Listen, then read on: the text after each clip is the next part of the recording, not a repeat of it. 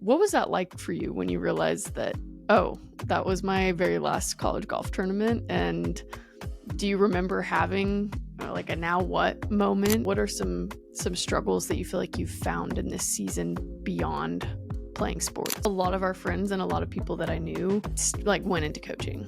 They didn't leave and go into something else. And I'm going to just call it out. I feel like it's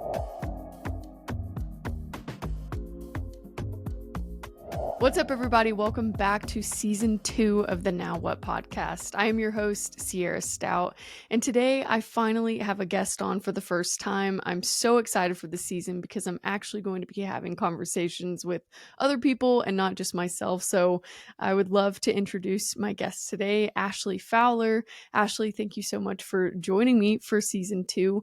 I would love for you to share a little bit about who you are and where you grew up, and obviously what sport you played in college. Yeah, absolutely. Well, thanks for having me, first of all. I'm excited to be a part of it. But as you said, my name's Ashley. I grew up in Germany. I grew up playing a bunch of different sports, ended up loving golf, falling in love with it, and played college golf with you at UNC Charlotte and graduated in 2021. Yeah. So obviously we finished up in 2021, but we got hit by COVID. 2020, man, that kind of sucked. We were what, top 20, 25 in the country, Division 1. That was rough and an interesting time, and I really feel like it caused an unnecessary pivot afterwards. But for you, I know, especially because you didn't keep playing after, and I chose to. What was that like for you when you realized that, oh, that was my very last college golf tournament? And do you remember having like a now what moment, or can you bring us back to that time and kind of what maybe you walked through? Yeah. I think it's funny looking back at it now. We were in LA. I remember being at LAX on our way back from our last tournament, not knowing it was the last tournament. And we were at the baggage claim, I think waiting for our bags or something. And we saw this, COVID-19, and we kind of all were joking about it. And we're like, what's going on, or what is this?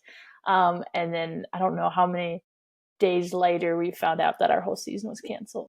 I kept thinking about like that was that my last tournament. I hated not knowing that it was. Not that I maybe would have appreciated it differently, but it was just a feeling of, yeah, like, oh wow, like this is sad. I never got to, walk down the last fairway, or, hug my teammates, or anybody, a little extra that day or that round, or really celebrate and soak it in. So it was weird, but I don't really know, looking back, if I really knew what now. I just was like so stuck in the past of it. Is it over? It's over. What now? And I guess I did have a what now moment. Yeah, it obviously afterwards I kept playing and didn't know what the heck to do. And I know you didn't either. And you ended up becoming a graduate assistant and continued in the golf realm just from the other side of it. So, can I just ask, do you feel like you went into that because you didn't know what else to do and that was comfortable, or did you always think, "Oh, I want to be a coach"? What made you go that route? Yeah, I think um, now looking back, it's probably not the way that I envisioned getting into coaching. I always thought I might end up in coaching. My dad was a professional athlete turning coach, and he did all that. So that's kind of what I grew up with. Like I saw him do all that. So I always thought, oh yeah, I'd love to stay in sports and coach. I think, like you mentioned earlier, I think that the goal or the plan was to turn pro. And then, once you get a little older, you kind of gain that wisdom. You're like, oh yeah, let me get into coaching. So I think initially I didn't want to get into coaching right away, but I was afraid to lose golf, so I did it.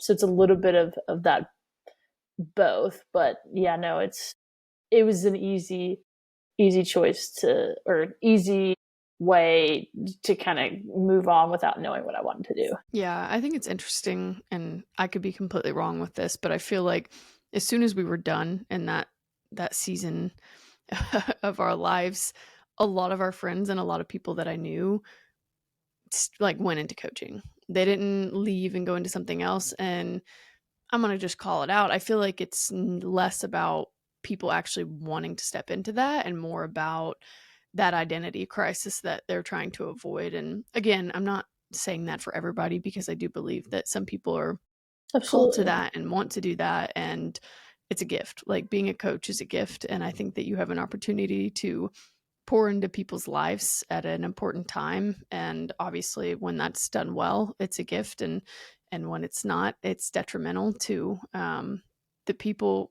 underneath you. I don't know, I just feel like a lot of people go into coaching for that reason. So that's why I wanted to ask, and I was curious if that was one of your reasons, if it was because of this well, now what do I do moment, because I wanted to do it too. And I'll be honest, I didn't realize it at the time, but I was afraid. I was afraid of losing it. I was afraid of leaving it. I was afraid of going and getting a normal job, and I couldn't even picture that for myself from such a young age. I always wanted to just go play professional golf, and I totally believe that I could have done that. Obviously, my the desires of my heart changed in that season, but I don't know. I just was curious about it. So I wanted to kind of breathe life into it. And obviously, if there's anybody listening to this right now that walked through a similar season, then they can relate. But even the other day, I was talking to a friend who played and went into coaching as well, and recently got out of it because she realized, well, this isn't what I want to do for the rest of my life. And just having the freedom and just the stress pulled off of, I don't know. I feel like there's a lot of pressure from yourself and from the outside perspective when that's all you've ever done or known. Kudos to the people that are willing to step aside. I feel like that's where we grow the most. But I do want to ask, once you did finish and now that you're in this new season, one, what are you doing for work? Does it have anything to do with athletics? And two, what are some struggles that you feel like you've found in this season beyond playing sports? I think going back to what you had said, I was so focused on my sport that I didn't necessarily care about anything outside of it. So in my head, I was, let's say, 16 years old thinking, oh, I was going to just play golf. So, obviously grades were important to me and I did great in that, but it wasn't like, okay, what if that's not my path? Do I have something lined up? And I didn't want to prepare for a plan B, but at the same time, when I was done, I didn't know, people had done internships. I'd never done an internship. I didn't know what a 9 to 5 looked like. It was this kind of this weird concept that felt so foreign that it felt so odd to then move into that and step out of the golf, which is, I think, personally why I felt like I kind of stayed in that lane too, and maybe why other people do as well. But I do have a 9 to 5 now. I work in commercial real estate, and it's very different from what I had pictured and what I thought I was going to do with my life. I do love what I do now. I think there's certain days where I wish I had more of the freedom of um, I think when, especially in the sport, you get to craft, at your own work constantly, and you get to fine tune the things that you want to. And so, you kind of work for somebody else now, or at least that's what I do. So that's a little bit of a change, but no, it's been great. I'm grateful to be where I'm at and kind of being outside of the sports world now. Yeah, I think that's one thing. I'm glad you mentioned it, is I don't feel like people are properly setting athletes up well for when things come to an end. And I had a couple people and mentors in my life during that time that were kind of talking about it, but not really going there. And it's one of those things, like, you don't know until it happens, but I do believe that if more voice was given to it, it would be an easier and smoother transition. And even going into the workplace, sure, I know that some people uh, logically are telling you, hey, make sure you have a backup plan. What do you want to do? But when all you want to do is play your sport, it's kind of hard to Exactly. go there. And so, one, that's valid, but also I agree. And stepping into a 9 to 5 is really, really weird. Um, I know when I went and started my first big girl job, if you want to call it, it was really fun and kind of like a new team atmosphere. I also wrestled with the fact that, oh, nobody recognizes me as Sierra the golfer, I'm not an athlete. And that was really freeing and kind of liberating. And it also bothered me and the other breath because that really was what my identity was rooted in. So it's the tension of like the both and of, you want a different identity outside of that. And so it's a great opportunity to lean into that. But also when that's all that you have seen yourself as, it can be hard. It really just can be. What has been a struggle for you post athletics, post athlete life? We're in this new season, but it looks a lot different. And we're not out there doing our sport. You're not being told to go and train. You're not, waking up with a team 3 to 4 days a week doing weights. What are some of those challenges that have come at you? And yeah, I'm just curious to hear what those are. Yeah, I think just, one of the examples that you mentioned of like being told what to do, it's kind of a balance because I feel like I'm a pretty independent person. I like to choose what I want to do and have freedom in that. But I think being somewhat told what to do held you accountable to somewhat being a better version of yourself. I think in every aspect. And so now it's, oh, I can do these things. For example, I can work out for myself, but there's nobody telling me to do that. So it's a completely different mindset in approaching that. And I think, it's been how many years of just being engraved of like, yeah, you're working out here, you're working out with them, this, and that. And now it's all on you. So I think that's been very different. I think even then being in the gym, that's a completely different environment. You're not surrounded by your team. You're not, being personally trained by somebody. All of a sudden it's like you show up and you're like, oh, where's the plan? How many reps or sets are we doing? And, it's a great learning experience to learn what you like or how you want to train. But I think a big piece in that is, yeah, the routine and kind of the discipline in that. It's more on you. And so I don't know if I wouldn't say I'm great at it, but I'm trying and I fail a lot, but it's kind of a little bit of a uphill battle. Yeah. And I want to talk about that too a little bit because again, people aren't giving voice to it. I remember when everything came to an end for me and about 3 months went by and I hadn't really properly worked out or took care of myself in that intentional way. Obviously, I was like out and about moving around. But it was weird. It was almost like I was rebelling against the fact that I didn't have to do Yeah. something and people weren't telling me what to do. And after so many years of being so locked in and diligent in your discipline to then not have to do it, I always explained it as it felt like summer break or Christmas break or something. And I was just like, yeah, like nothing matters. Like I don't have to do this. And sure, that was nice and fun for a moment. And then it started to bother me.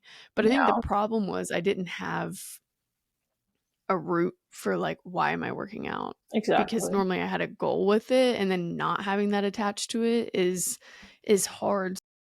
Is there anything in this season that hinders you from, waking up in the morning if that's when you choose to work out versus not? Like I'm just curious, like have you found there to be anything that's like helped you or kind of shaped your motivation or discipline in the season? Because it's hard when you were once very, very disciplined and now it really is just a choice and there's not much of a why behind it.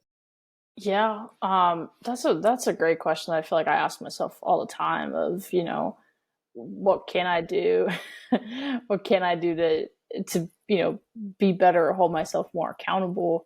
I think something that I might have learned recently is trying to picture, the best version of yourself or the person that you want to be in 10 years and what does that person look like and breaking down those habits. So to me, I love to sleep in. It's not great a lot of the times. I think I waste time. I think you can be a lot more productive in the mornings when other people aren't around. There's no distractions, all those different things, right? So it's a choice for me to get up, and whether that is to work out or just to read or to enjoy my coffee because I don't have that time later on, whatever that may be. And to me, I try and picture, okay, what my 10-year-old later self be doing that or not? Or, what does a successful Ashley look like? Or, with somebody else that's a successful, let's say, commercial real estate person or entrepreneur, would they be doing these things? And I try to kind of envision myself there to help with motivation and discipline. I've tried wake up or work out because you want to do that for yourself. To me, that's hard because there's no tangible outcome to that. There's not if you work out 20 times for this drill or exercise, you're, going to get stronger. Here's the result. For yourself, you're not really going to see that. And I'm somebody, I want more short-term goals rather than like a long-term one. So I think setting up those habits has helped me. And I think sometimes it's okay that you're not super consistent with them. Just don't let them fail twice in a row. And then get kind of back on the horse. But I feel like that's helped me a little bit. Yeah. No, that's good to hear. And I feel like other people who are in this season who understand and can relate to everything that we're saying and kind of been through and stuff is encouraging. And so if there's one takeaway from this today, it's the fact that, man, discipline and showing up for yourself is going to be hard after, but coming up with one or even two things that you can be like, can I show up for myself for the next 30 days and just start there and wake up and have that be a part of, like, if there's one thing I get done today, it's this, and kind of re-implement that routine and discipline back into our lives when sports aren't the center of it anymore. But I won't keep you much longer. I appreciate you being willing to have the conversation with me today to kick off season 2. So thanks so much. But as always, if you guys have any questions or want to connect, you can click down in the show description below. Connect with us on Instagram. We would love to hear from you. But Ashley, thank you again. And until next time, we'll see you on the next episode of the Now What Podcast.